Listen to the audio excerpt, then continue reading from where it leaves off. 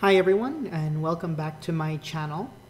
Today I wanted to actually go over Cryptoblades. They have recently put out some updates and I thought it would be a good time to do a bit of a post-mortem in relation to the updates, where the game is heading, whether the game will recover, and kind of just give my own perspective of how I think the game can reach its height.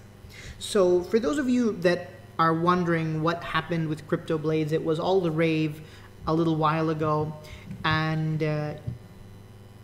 it recently spiked on CoinGecko. If we have a look here real quick and look at the price of Cryptoblades skill, it spiked, let's have a look here at 30 days. Yeah, so if we look earlier this month, it spiked in July to over $150, and that was due to a massive surge in popularity. Now, the reason that Cryptoblades became so popular is, if you're not familiar with the game, it's really simple. You have these characters that you can recruit. You used to be able to recruit them for a certain amount of skill. I believe it used to be 5 skill, I think, to recruit a character, maybe less, I don't remember. And then you went in, you either created a weapon or you bought it off of the market, and then you have these really simplified battles where you've got a certain percentage of victory, you fight, it calculates the percentage on the blockchain and it gives you back a result. If you win, the game gives you skill. And that's pretty much it. Now, the reason the game got so popular is skill is a cryptocurrency. It was really easy to generate it, and it was essentially a money printing machine. People were making tens of accounts talking about buying Lamborghinis and so on. And the problem with a system like this is it's not sustainable. At the end of the day, when you were getting your skill or any cryptocurrency and you want to convert it to fiat or you want to convert it to another cryptocurrency, oftentimes we forget that there's a person on the other side of that transaction. And if you've got all of the skill that you're pulling out of Cryptoblades and there's nobody on the opposite side that wants to buy that skill for some other currency or for fiat, you're just stuck with a lot of skill that you can't do anything with. And either what happens is the price keeps going down until you find someone that wants to buy it, or you're left holding the bag. And this was the potential issue that Cryptoblades was running into, because there aren't a lot of skill sinks, places to spend your skill. So if there's no reason to buy skill, then there's nowhere to sell skill. And this is sort of the direction that Cryptoblades was heading in. Unfortunately, a lot of people didn't see that, and so it created a lot of demand for skill. People were buying skill to get into the game, to create characters, to get skill, but then, after a few days, you kind of reach this point where or the developers kind of realized that they were going to very quickly reach this point of saturation where you were going to have all of these people that were trying to get rid of their skill and not enough new people coming in. Essentially a Ponzi scheme. That's what a Ponzi scheme is, where you start with getting people to buy in, expecting a return, and the return that you're giving out is from the new people buying in. And that's not sustainable. And I must say that, although it did crash, and it's a pity for the people that got in at $150. The intent is to stop that from happening and from the price further spiraling out of control and becoming a situation where the game was dependent on new players to be able to pay the old players. And so that's what the development team is trying to do now, is they are trying to put together some components in place that are going to require users to spend skill, to progress, to develop more, and so on. The issue being that this doesn't seem to have been pre-planned, and a lot of what the dev team are doing is they're sort of figuring it out on the fly. This is the impression that I'm getting. And that's not encouraging. What is encouraging though is that they've been very transparent about it, and there's been a lot of flack for the team about how they're handling things. There's been a lot of issues with the game, and despite all of that, they have been transparent on what they're working on. They are obviously working very hard to try and fix the issues, and I think that we often forget that there are just as many projects out there where the developers could have just taken the bag and run off and kind of left the rest of us to just figure out the pieces. So there is that positive component. So the recent updates have kind of been to try and address that. There was very recently a Founders Shield sale, which I was not very happy about the way that it was handled, but it is what it is. So they are currently trying to launch PvP and raids. These are obviously going to be skill sinks that are going to require us to spend skill to do various activities. The Founders Shield or shields in general are for PvP. Now, these were announced with very, very little advance notice. This was sort of one of the issues that I had with it, and they only released 10,000 units at a price of, I think, $200, $250. And when you minted the shield, there was no guarantee that you were going to get a one star, a 5-star, and that kind of sucks because now the 1-star shields, I think they're selling for less than what a lot of people paid for. So that really does suck. I actually would have liked to have gotten one, but I'm definitely not paying $200, $250 for this. I feel like a lot of these NFT launches, they try to limit the supply, and they put something like 10,000 and that drives the price up.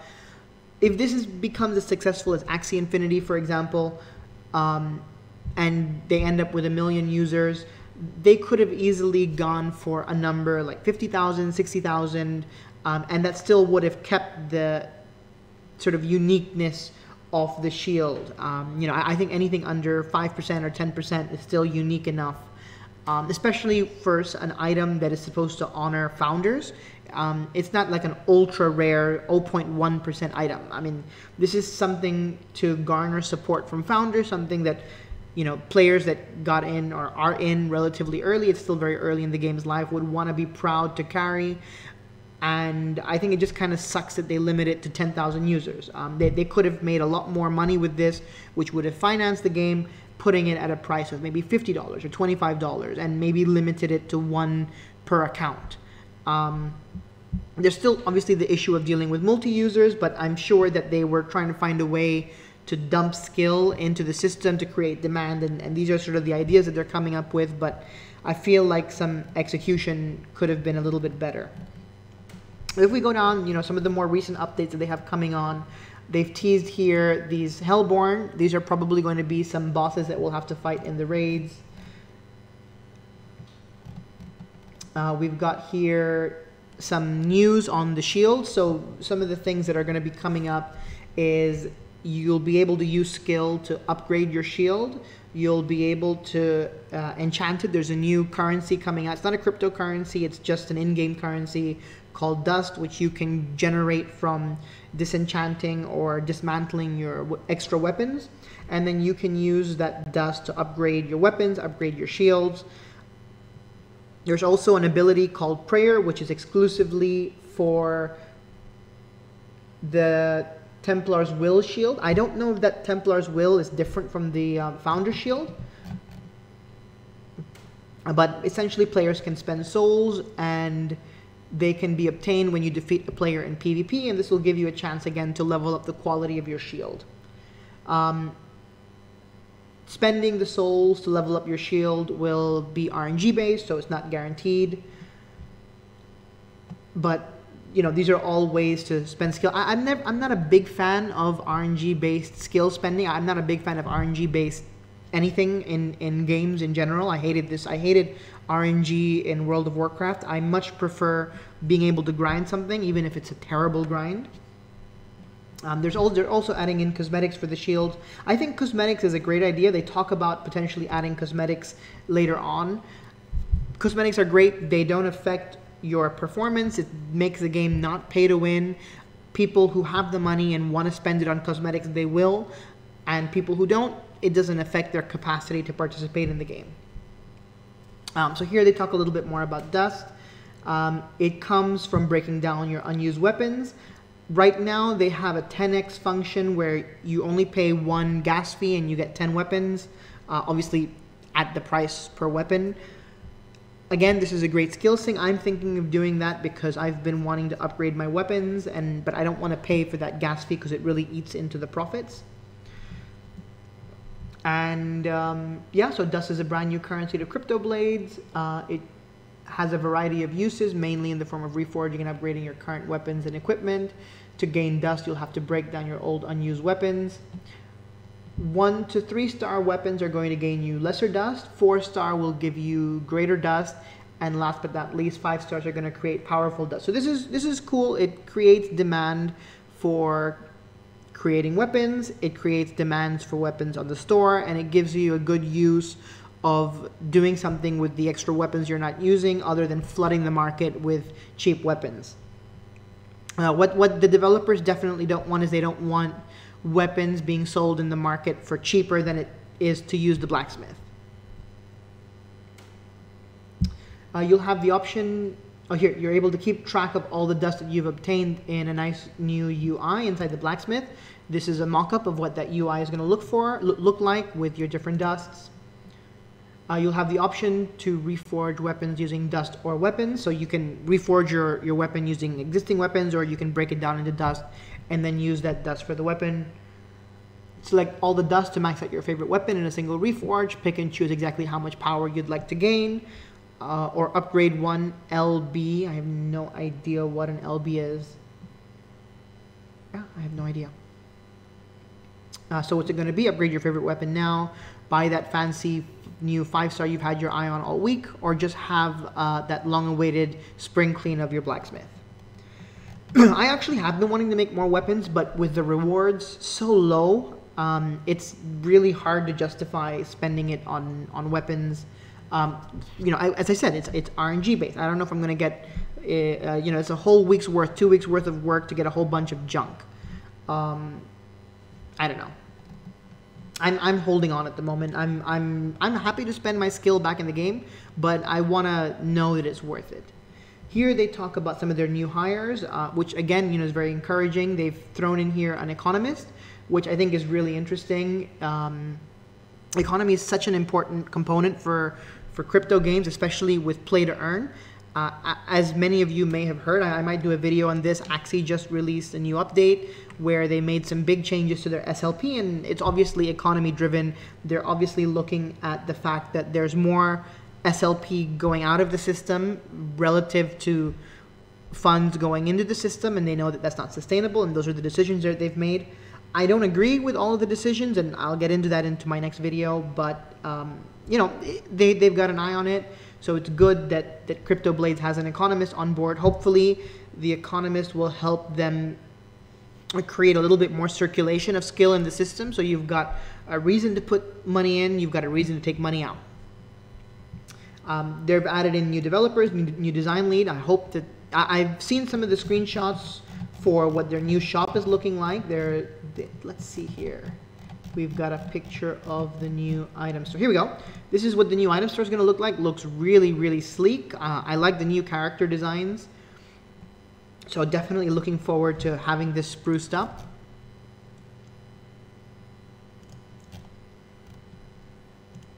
We've got a new lore master, concept artist. Regarding lore, again, you know, this is something that seems to be tacked on after the fact. Great lore can make or break a game, but the fact that it's kind of coming in on the tail end of the project, I don't know. Let's see. You know, they might come out with something great, but they obviously seem to have started with function over form. And then again, you know, they've got a lot of new updates coming up. Oh, here we go. Here's another visual on the skill shop. Again, really loving these visuals. I really hope that the character designs go in this direction. Again, they're adding in the Cryptoblade skill shop, you know, change of character name. I understand that there's a need to have skill things. I don't think I should be paying for these things. Change of character trait, you know, changing the ability. I mean, okay, that makes sense considering that you are limited to 4 characters, and I don't think it's very easy, you know, to burn a character to get a new one. So, okay, fine, I get it. Change of weapon name, change of character name, I don't know, you know, maybe as temporary skill things for people that really want to, I think that's fine, but it's not something that I'm going to be spending money on and or skill on.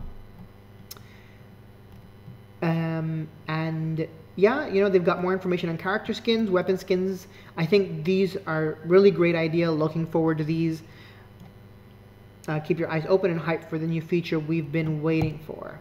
So yeah, so that is the state of Cryptoblades. I think they're definitely making steps in the right direction. There have been some missteps, but they seem to be learning from it. I am very curious to see where the lore direction is going to go. I think that will definitely add a bit more flavor and fun into the game. The skins are really exciting. That's going to be a fantastic skill sync, I think. And yeah, you know, I have a video coming up where I'm going to be talking a little bit more about creating successful play to earn economies and, you know, making them sustainable. So all of this information is really great. I'm definitely going to refer to it in the video. But yeah, but that's the latest update of Cryptoblades and how it affects everything that's happened, and how hopefully you've got a clearer picture of where the game might be heading. Thanks so much for tuning in. If you enjoyed the video, please like and subscribe. It really helps out the channel. And I'll catch you guys on the next one.